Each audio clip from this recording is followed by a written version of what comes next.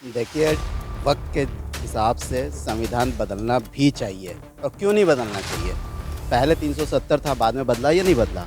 चुनाव अगले नेक्स्ट चुनाव में अगर और मगर का सवाल ही नहीं है। 400 क्या, मुझे तो 400 से ज़्यादा ही सीटें नज़र आ रही है। कांग्रेस का सुपाड़ा साफ होना है। संविधान तो नहीं बदलेगा, बट उन्होंने पता नहीं क्या लॉजिक सोच के या क्या सोच के ये बोल दिया है, कैसे बोल दिया है, बट संविधान नहीं चेंज होगा।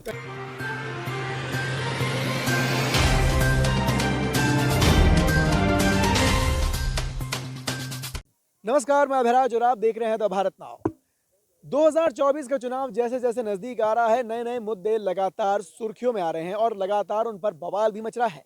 इस बीच एक जो ताज़ा तरीन मुद्दा उठा है वो है देश के संविधान को लेकर। जी हाँ, ऐसा कहा जा रहा है कि देश का संविधान इस वक्त खतरे में है और ये खतरा किसी और से नहीं बल्कि केंद्र शासित यानी कि बीजेपी से है। बीजेपी के एक सांसद ने अनंत हेगड़े ने एक बयान दिया कि अगर आप हमें 400 पार सीट लाने में मदद करते हैं, 400 पार सीट पर हमें जिताते हैं, तो हम देश का संविधान बदल देंगे। देश का संविधान बदलने को लेकर अब विपक्ष लगातार हमलावर है। राहुल गांधी से लेकर तमाम जो विपक्षी नेता है वो लगातार ये कह रहे हैं कि हम बीजेपी को ऐसा नहीं करने देंगे, देश के संविधान को बदलने नहीं देंगे, क्योंकि अगर ऐसा हुआ तो देश में डिक्टेटरशिप गवर्नमेंट आ जाएगी। देश में कम्युनिस्ट जो है जो डेमोक्रेसी से जो है वो देश कम्युनिस्ट बन जाएगा और ये कहीं ना कहीं हमारे देश की जनता के लिए हानिकारक साबित हो सकता है। तो आइए जुड़ते हैं आम जनता से और उनसे जानते हैं कि इस बार आम चुनाव से पहले इस बवाल को लेकर, इस मुद्दे को लेकर उनकी क्या राय है। आनंद हेगड़े के स्टेटमेंट को लेकर आपका क्या कहना है? देखिए, वक्त के हिसाब से संविधान बदलना भी चाहिए और क्यों नहीं बदलना चाहिए। पहले 370 था, बाद में बदला या नहीं बदला। तो अगर अनंत हेगड़े का ये सोचना है कि अगर 400 से ज़्यादा सीट आ जाएगी तो संविधान बदला जाएगा, तो मे भी पॉसिबल बदलना भी चाहिए। वक्त की ज़रूरत को भी समझना चाहिए। फॉर एग्जांपल मैं बता रहा हूँ, जब संविधान बना था, संविधान सभा का गठन हुआ था, तो उसके बाद 10 सालों के लिए आरक्षण लाया गया था। क्या आज के डेट में आरक्षण को सही सलामत फॉलो किया जा रहा है? मैं एक एग्जांपल बताता हूँ। आरक्षण मीन्स कास्टिज्म का कंसेप्ट है। तो अगर कास्ट के हिसाब से बात करें तो आज तेजस्वी यादव को भी आरक्षण मिलता है, क्या उसके लायक है? तो दूसरा कंसेप्ट लेते हैं। अगर मैं चिराग पासवान की बात करूं, वो भी आरक्षण का लाभ लेता है। तो पहली बात, जातिगत का आरक्षण तो होना ही नहीं चाहिए। आर्थिक पे होना चाहिए। आर्थिक होना चाहिए, बिल्कुल। अगर चौरसिया जी का बेटा पढ़ने में बहुत तेज है लेकिन वो फाइनेंशियली वीक है, तो उसको सपोर्ट मिलना ही चाहिए। पांडे जी का बेटा, अगर वो पांडे जी की किताब की दुकान पे काम करते हैं, उनका बेटा बहुत टॉपर है, तो बिल्कुल मिलना चाहिए, चाहे वो कास्टिज्म में कोई भी हो। इसी तरह अगर यूनुस साहब का बेटा पढ़ने में बहुत तेज है तो उनको भी मिलना चाहिए। उसमें किसी भी तरह का कास्ट, क्रीड या रिलीजन का टॉपिक ही नहीं होना चाहिए, वो फाइनेंशियल लेवल पे होना चाहिए। तो वक्त के हिसाब से अगर उनका कहना है कि 400 आने पे बहुत सारे रूल्स रेगुलेशन बदलेंगे, तो बिल्कुल बदलना भी चाहिए। इसमें किसी तरह का दो मत होना ही नहीं चाहिए।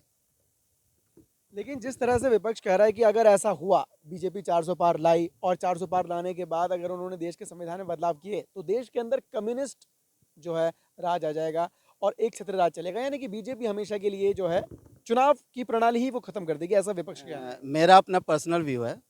1967 के पहले क्या था? क्या संविधान जब भारत वर्ष 1947 में बना 15 अगस्त को, तो किस बेसिस पे बना था और पाकिस्तान किस बेसिस पे बना था? पहला तो टॉपिक ये है। अगर भारत हिंदू राष्ट्र था तो 67 में अमेंडमेंट क्यों किया? तो क्या वो गलत नहीं था? पहला टॉपिक। दूसरा, मान लेते हैं, मैं मान लेता हूँ कि कांग्रेस जो कर रहा है सही कह रहा है। तो चाइना के समय में आप क्या करते थे? चाइना में तो लाइफ लॉन्ग के लिए वहाँ के प्रेसिडेंट जो अपने आप को बना लिया, तब आप उनके एम्बेसी में जाके बैठ के ताली क्यों बजा रहे थे? आप वहाँ बोलते भाई आप भी गलत कर रहे हो। तो उनका कहना सही और इंडिया का कहना गलत। दूसरा, आज इंडिया, मैं तो एक स्टेप और आगे बढ़ के बोलता हूँ, अगर 400 प्लस हुआ ना, तो लास्ट 5 ईयर्स में अभी तो संविधान बदलने की बात हुई है, अभी भूगोल भी बदलना बाकी है। और भूगोल जिस दिन बदल गया ना, तो कांग्रेस बोलता रह जाए। बहुत बढ़िया, बहुत बढ़िया बात की है। प्रतीक जी ने मेरे साथ ही हैं और अगर मगर तो है ही नहीं।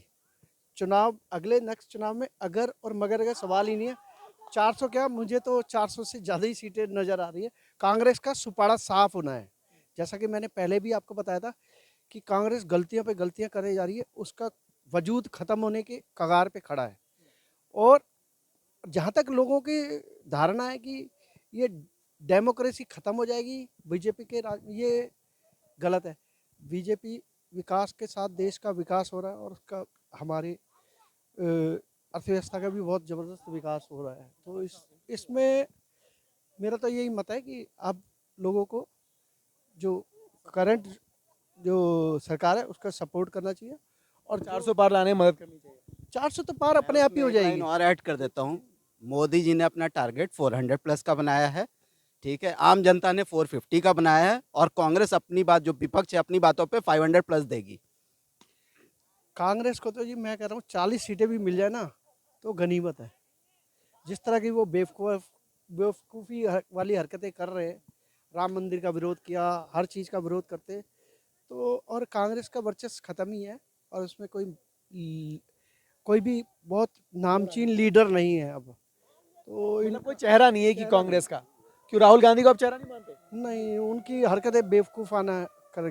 पहले मैं थोड़ा बहुत वो ये करता था कि इनको क्रिटिसिज्म फालतू में किया जाता है, इनका पप्पू कहना, ये करना, उनकी हरकतें ही वही है। पहले मैं थोड़ा सा गलत था, अब मैंने अपने आप को करेक्ट किया है, तो उस लायक नहीं है, पीएम लायक तो बिल्कुल ही नहीं हो सकते। जो बीजेपी सांसद अनंत हेगड़े का जो बयान सामने आया है कि आप हमें 400 पार दो, हम संविधान बदल कर रख देंगे, क्या कहना है आपका इस पर? काफ़ी कंट्रोवर्शियल है। मतलब ऐसे संविधान जो ऑलरेडी वर्ल्ड का सबसे बड़ा संविधान कहते हैं, तो ऐसे बदल देना पूरा सिरे से तो गलत होगा। मतलब कुछ चीज़ें हैं जो ऑब्वियसली ब्रिटिशर्स टाइम पे चली आ रही हैं, उनमें ज़रूर संशोधन होना चाहिए।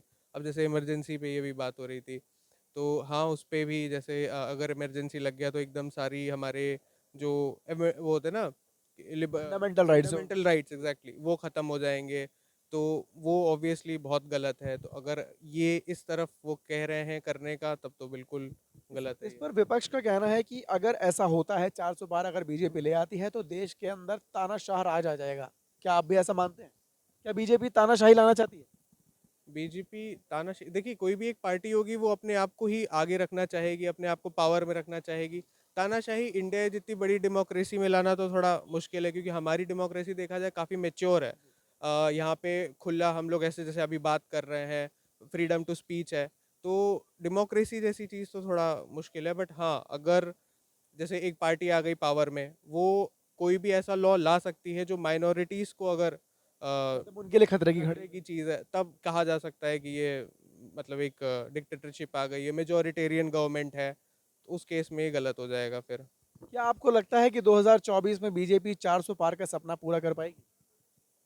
अ, लगता है कि 400 पार? मैं ऑल ओवर इंडिया का तो नहीं बोलूँगा, बट यूपी में ऐसा लगता है कि हाँ, बीजेपी ही ज़्यादा लाएगी टिकट्स, क्योंकि देखा जाए तो जिस तरह से स्टेट में बीजेपी गवर्नमेंट ने काम किया है, नेशनल लेवल पे जैसे हमें दिखता है कि ओवरऑल इंफ्रास्ट्रक्चर और इंटरनेशनल डिप्लोमेसी हमारी काफ़ी अच्छी हुई है।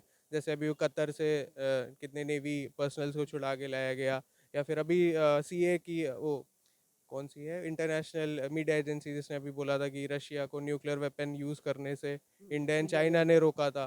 तो ऐसा देखा जाए तो इंडिया की जो अभी फॉरेन डिप्लोमेसी बहुत अच्छी हुई है, इंफ्रास्ट्रक्चर लेवल पे भी अच्छा हुआ है।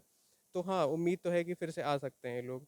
वैसे आपको क्या लगता है कि वर्तमान स्थिति को देखते हुए क्या इंडिया को जो जैसा कि आपने कहा था कि एक प्रिंसली स्टेट होना चाहिए?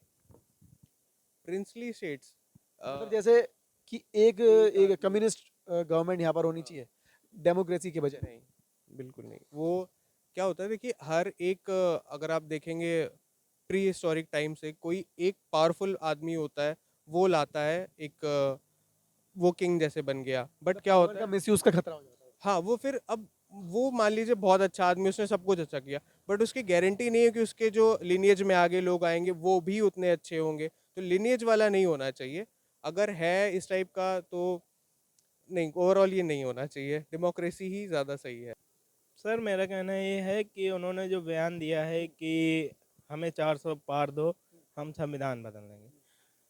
संविधान तो नहीं बदलेगा, बट उन्होंने पता नहीं क्या लॉजिक सोच के या क्या सोच के बोल दिया है, कैसे बोल दिया है, बट संविधान नहीं चेंज होगा। कहीं ये जनता को एक संकेत तो नहीं, क्योंकि एक सेकंड कुछ, क्योंकि जब से बीजेपी सत्ता में आई है तब से लगातार उन्होंने कांग्रेस के द्वारा, हालांकि कांग्रेस के टाइम पर ही संविधान बनाया गया था, भीमराव अम्बेडकर जी द्वारा संविधान बनाया गया था, तो लगातार वो कुछ बातों को लेकर, फिर भले ही चाहे वो राष्ट्रगान को लेकर हो, तमाम तरह की बातों को लेकर वो हमेशा विरोधी सुर रखती है बीजेपी। तो ऐसे में कहीं ना कहीं राहुल गांधी ने भी अभी बयान दिया एक भाषण के अंदर, उन्होंने कहा कि भाई हम ऐसा नहीं होने देंगे। तो क्या आपको लगता है कि संविधान बदलना चाह रही है बीजेपी? नहीं, बीजेपी संविधान बदलना नहीं चाह रही है। बीजेपी अगर संविधान बदलना चाह रही होती तो बदल चुकी होती। नहीं, उसके लिए भी कुछ अधिकार होते हैं ना, कि जैसे 400 पार अभी तक नहीं है। नहीं अधिकार, मेजोरिटी चाहिए नहीं, 400 पार से कोई मतलब नहीं होता है। सरकार तो पहले भी थी, अपनी सरकार थी, निजी सरकार थी, कोई गठबंधन से तो थी ही नहीं। अगर बदलना चाहती पहले भी बदल सकती थी, लेकिन संविधान नहीं बदलेगी। वो बोल दिया तो बोल दिया है, लेकिन हाँ, वो अपनी सरकार बनाने के लिए 400 पार क्या, वो बहुत कोशिश करेंगे 400 पार, 450 पार, इसलिए बोलेंगे वो 400 पार दो, और जनता कोशिश कर रहेगी कि जनता देगी भी। क्या लगता है इस बार होगा? हाँ हाँ होगा, 400 पार के हाँ हाँ होगा। कितना लगता है, कितना होना चाहिए? अब ये तो नहीं बोल सकते, लेकिन हाँ 400 पार होगा। 400 पार होगा। हाँ, अच्छा, एक बात बताइए कि 2024 में, अगर 24 के बाद अगर पीएम मोदी के अलावा आप किस चेहरे को देखेंगे कि प्रधानमंत्री के रूप में वो मतलब प्रत्याशी के तौर पर दिखना चाहिए पीएम मोदी के बाद? ये तो नाम अभी ओपन नहीं हुआ है। आप बताइए ना, आपको क्या लगता है कि कौन ज्यादा उनकी छवि को और बेहतर करेगा बीजेपी की? 4 नाम हैं: अमित शाह, योगी, नितिन गडकरी और राजनाथ सिंह। सबसे बेस्ट तो नितिन गडकरी हैं। ठीक, ऐसा क्यों? वो तो हम बता नहीं सकते हैं, लेकिन हाँ सबसे बेस्ट अगर है तो नितिन गडकरी हैं। ठीक है। क्योंकि इसकी वजह एक ये भी है कि नितिन गडकरी को चाहे पक्ष हो चाहे विपक्ष, उनको हर कोई एक अच्छी छवि वाला नेता मानता है और हर कोई उनका समर्थन करता है, और सड़कों का निर्माण तो उनके कार्य में दिख रहा है। वो तो मानने से नहीं होता है, लेकिन जो वो कर रहे हैं ना मोदी जी, सेम कैटेगरी नितिन गडकरी जी में भी है। तो ये थी आम जनता की राय अनंत हेगड़े के बयान को लेकर, और जो लगातार जो सवाल उठ रहे हैं कि क्या बीजेपी अगर 400 पार होती है, देश के अंदर 400 पार सीटें लेके आती है, तो क्या देश का संविधान वो बदल देगी? क्या देश के अंदर डिक्टेटरशिप गवर्नमेंट आ जाएगी? क्या देश के अंदर डेमोक्रेसी खत्म हो जाएगी? उन सभी सवालों का जवाब देश की आवाम ने, देश की आम जनता ने दे दिया। तो फिलहाल के लिए इस वीडियो में सिर्फ इतना ही। अपनी राय कमेंट कर जरूर बताएं और देखते रहें द भारत नाउ।